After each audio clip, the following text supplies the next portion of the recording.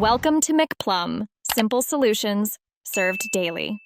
In this video, I will explain how to create public groups in Salesforce. Public groups are essential for streamlining record sharing and managing access permissions for various users. To start, navigate to the Setup menu. In the Quick Find box, type Public Groups and select the option that appears. Then, click the New button to initiate the creation of your new public group. This process takes just a few moments. Next, you'll need to define the group's details.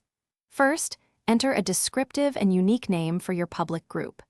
The API name will automatically generate, but you can adjust it if necessary. Consider whether to grant access using hierarchies.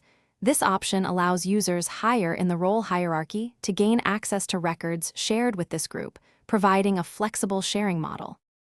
Now, let's add members to your public group. You can include various types of members, such as individual users, other public groups, roles and subordinates. From the available members list, select the desired individuals or groups. Then, use the Add button to move them to the selected members list on the right. You can add up to 200 members at once. Finally, review all the settings you've configured for your public group to ensure everything is accurate. Once you are satisfied, click the Save button to finalize its creation. Your new public group is now ready to be utilized. You can leverage it in various Salesforce features, including sharing rules, list views, and reports, to efficiently manage access and visibility.